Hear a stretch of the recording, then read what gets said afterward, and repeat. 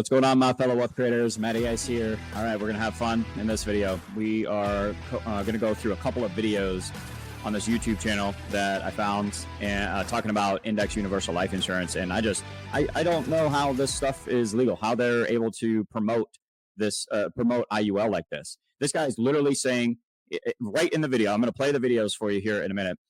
He's talking about how you will earn 8 to 10% compound interest in an IUL. It takes a few years, right? You got to play the long game, but eventually you're going to make 8 to 10% compound interest. What compound interest means is you're earning that every single year, and then you'll be able to borrow at 4.5% and get that really good positive arbitrage.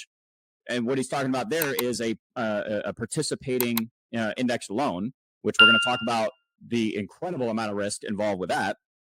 But he doesn't talk about any of the risks involved with these policies, not to mention, I mean, talk about overhyping a product.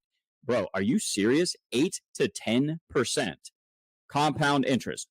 I'd like to see an in-force illustration on that, where you sold a policy to a client saying they're going to get 8 to 10% compound interest every year, and that's actually happening. I would like to see that in-force illustration. If that exists, I'll eat my words. I'll own up to it, okay? But I seriously doubt it does. All he's doing is going based off of what he's illustrating, what's on paper. But guys, you can make these things look really good and sexy on paper. What's going to happen in reality? I'm sorry. Just humor me here really quick.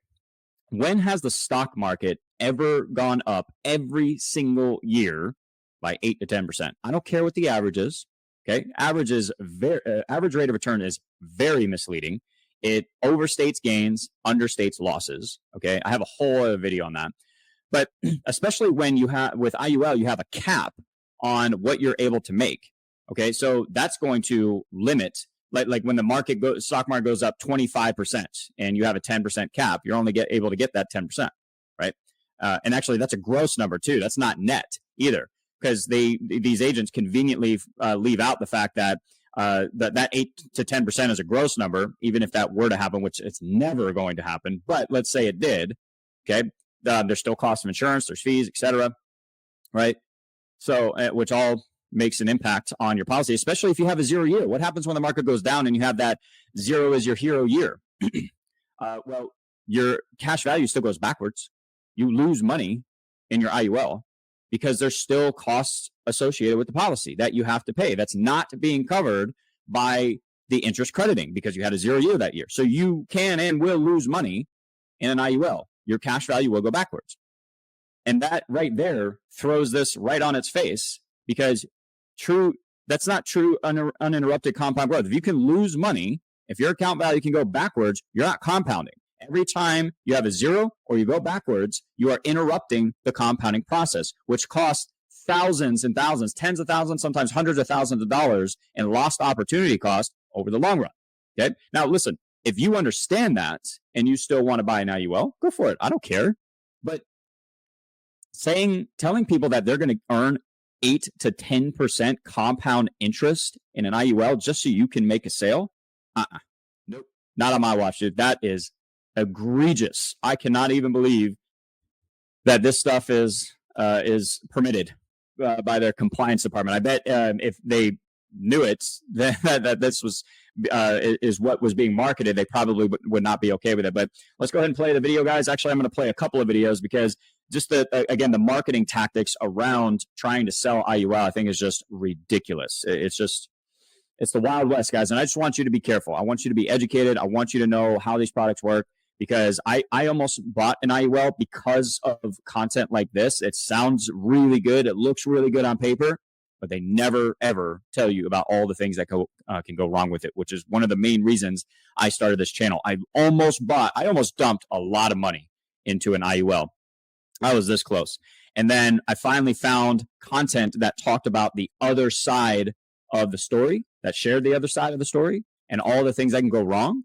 And at that point, I just thank my lucky stars every day. And I thank my mentor that I found that day for sharing that information, because it prevented me from making a devastating financial decision that was not in alignment with my goals, my values, my principles, and what I was trying to accomplish. Again, I'm not saying IUL doesn't fit for and work for somebody, but these sleazy marketing tactics where they are way overhyping what you're going to get with these policies, that's not cool, man. Not cool at all. So let's go through the video and then we'll break it down. Forget everything you've heard about IULs. There's a lot of misinformation on social media by life insurance gurus, which, mind you, I am one of those gurus because I'm all over social media talking about the benefits of IULs. Providing a lot of misinformation, like what he's about to say here in a minute, 8 to 10% compound interest. That is misinformation, guys. That's just not going to happen. But there's a lack of transparency with a lot of these insurance agents, and I'm going to tell you why. First off, it does not build compounding interest from day one. It takes years, 8, 10, 12 years. This is the long game. So if you're in it to get rich quick, this is not for you. Second, it does build that cash value completely tax-free. And you have a death benefit attached, so just in case you die, which you will die one day, your family gets that money. So this part was actually good. He's talking about the death benefits, which is a very important part of these policies. A lot of people get so fixated on the cash value, growth, and tax advantages and stuff, which are all great. Forget about the death benefit. That's really good. You have the living benefits. It can be tax-free. It's technically tax deferred, but you set it up and use it right. Everything can be accessed tax-free. And I do like that he's talking about the long game. I do think that is very important, but he loses me right here after this. Now, over time, when you do build this compounding interest upwards of 8 to 10%, you can borrow against it at 4 to 4.5% while it's still building at that interest that's much higher than what you're loaning against it at. And you can utilize that money to put your children through college, start a business, invest in real estate. This does work, but it takes time. Now, if you want to learn. No, dude. Oh my gosh. So I have to ask you guys, when you hear a message like that you can earn 8 to 10, upwards of 8 to 10% compound interest, what immediately goes through your mind? I mean, that sounds pretty good, right? That sounds like a miracle financial product, like somebody finally figured it out. And then you can borrow against it for tax-free retirement income, or you can build wealth with it, become your own bank, which IUL is horrible for becoming your own bank. I did a whole separate video on that. But that sounds really good, right? It makes you want to learn more and book a call, have a conversation about it, look at the illustrations, look at all these awesome numbers. But then what happens in reality, right? This is like fantasy land marketing, guys. It's 8 to 10% every single year. I mean, just think about that. If that were true, why wouldn't the life insurance companies do that for themselves? They don't, because these things can be very, very risky. Man, like if they were truly doing 8 to 10% compound interest, I mean, there really wouldn't be a stock market anymore. Everybody would just be putting all their money into IULs. But the reality is there are so many things that go wrong with the policy. There's so many things that could be changed as well, like cap rates, participation rates, spread charges, etc. There's all these things within the contract that the life insurance company can adjust in order to manage their risk. Okay, so let's talk about that risk a little bit. So with IULs, it's basically universal life insurance, guys, and I encourage you. It's built on the universal life insurance chassis. That's how I should say it. So look up the history of universal life insurance. It's not pretty. Then there was variable universal life insurance. They tried to fix the disaster of traditional universal life insurance and how that just decimated people's finances. Okay, so then they came up with variable universal life insurance, which is basically invested in the stock market. That turned out to be a complete disaster. So now they came up with indexed universal life insurance. So they just keep trying to make this broken chassis called universal life insurance work. The only difference is that with IUL versus like traditional UL is the interest crediting strategy. That's it. UL is based on interest rates, money market rates, and stuff like that.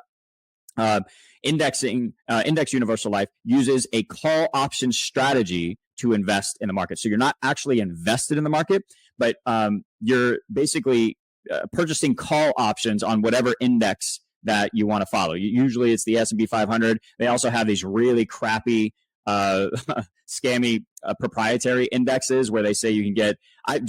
guys, I've seen marketing where they're showing you earning like the average rate of return is like 15% because it's back these proprietary indexes that show these much higher average returns than like the S&P 500, for example. They're back tested 30 years, but they've only existed for like 5. And while they've existed for those 5 years, the average rate of return has been horrible. So they're showing you earning 10, 12, 15% on average, or they're saying that's what the index would have done on average, historically speaking. But since its inception, it's only actually done 5. But then agents, so here, like there's all these little tricks, guys, and marketing tactics that I just want you to be careful with. They'll say that, yeah, but you have a 220% participation rate. So if that index does 4%, you get 8. Wow, that sounds really good, doesn't it? Okay, yeah, sure.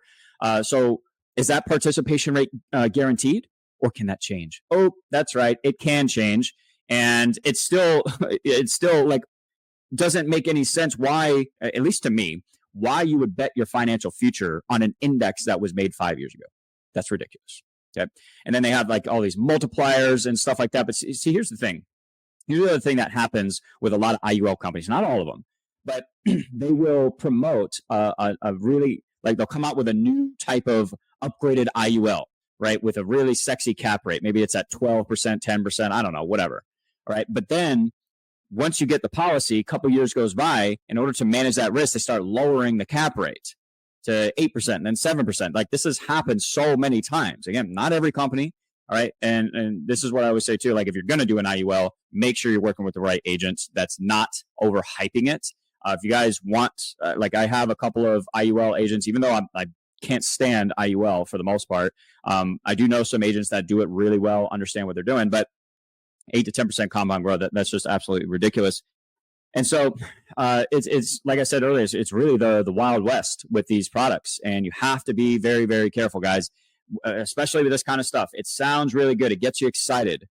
But underneath the surface, there's so many things that go wrong with this, right?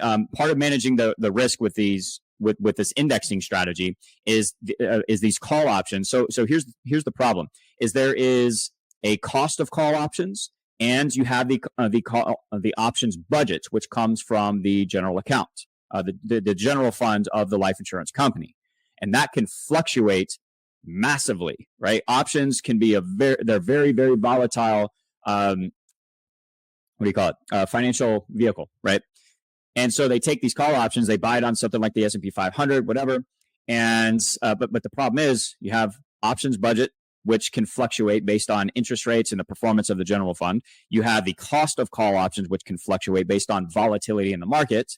And if I've lost you at this point, that's probably good, because that's how these things work, guys. And if you don't even understand that, how on earth can you reasonably make an informed decision on like where to put you're going to put dump a bunch of money into something you don't understand? Like, come on, it's risky. It's just too risky, and too many things that go wrong. So 8 to 10%, absolutely ridiculous. All right, it's because there's so much more involved than like they'll use the average rate of return of the stock market of the S&P 500 over the last 30, 40 years, but it has very little the performance of your policy has very little to do with actual stock market performance. Number one, because it's a call option strategy, you're not invested in the market, you miss out on dividends. Yep.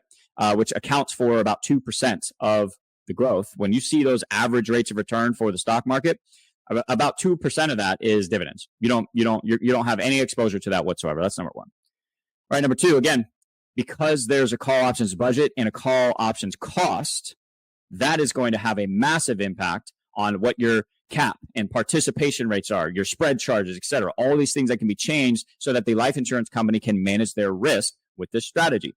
Okay, so there's that. And then the participating loan, guys. Oh my gosh, yeah. Be very careful with that, because so again, 8 to 10%. Oh, you're making 8%, but you can borrow at 4.5%.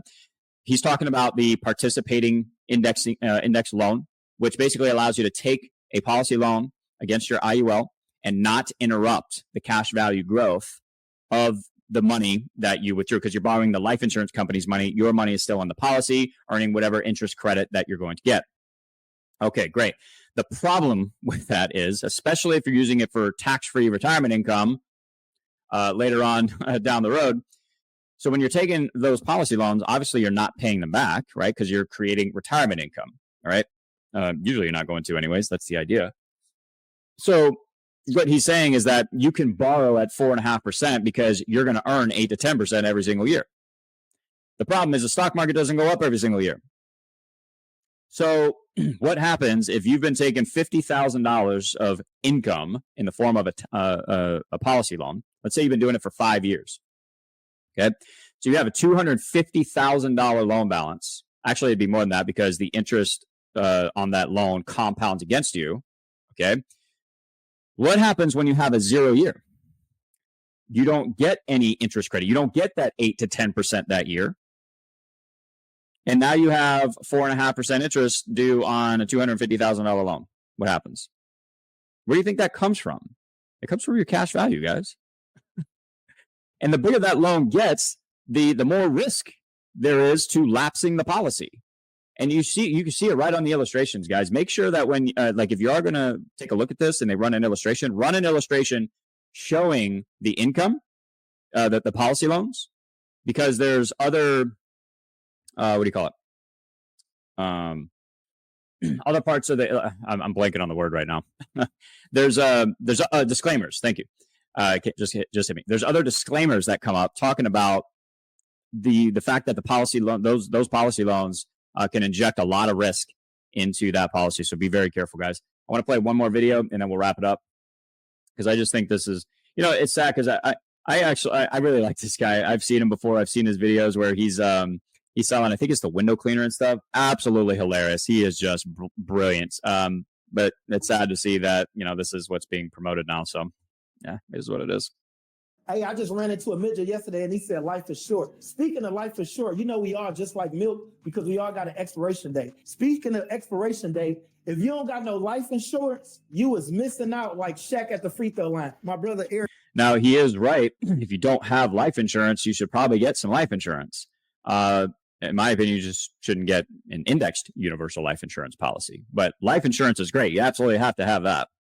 I'm going to tell you what it's about. Specifically, we're talking about an index universal life insurance policy. These policies, first off, last your entire life up until 120 years old.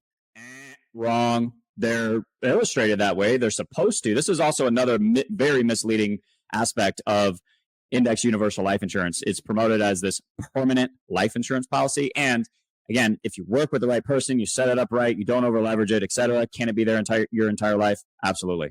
But I'm telling you guys, if you follow stuff like this and you think you're going to get 8 to 10% every single year and you're going to borrow against it and create all this tax-free retirement income later and you're not going to run into any issues, that thing can absolutely blow up in your face and lapse and not be there for your entire life. Because the other aspect of this too is your ever increasing rise of your cost of insurance. Guys, this is built on annual renewable term. Your cost of insurance increases every single year. And they'll say, oh, well, yeah, but it's very minimal because your net amount at risk is very low. Well, it's supposed to be very low. It looks low on the illustration, but is that what's actually going to happen? And do you know how to manage net amount at risk? If you don't, you're really rolling the dice here. So can it last your entire life? Sure. That doesn't mean it's guaranteed to, like a whole life policy. Actually, I'm not going to go down that road. That'll be a separate video. But the fact that you have annual renewable term here, all right, your cost of insurance is increasing every single year. It gets exponentially more expensive when you're older. Okay. Plus now you're going to be taking policy loans for income. That's a recipe for disaster, guys.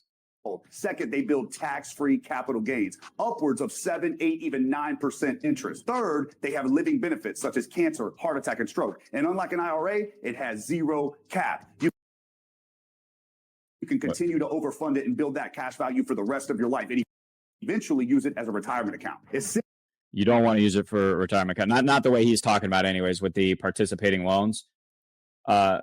Very, very, very risky. So what he's hang on one second. What do you say about oh yeah.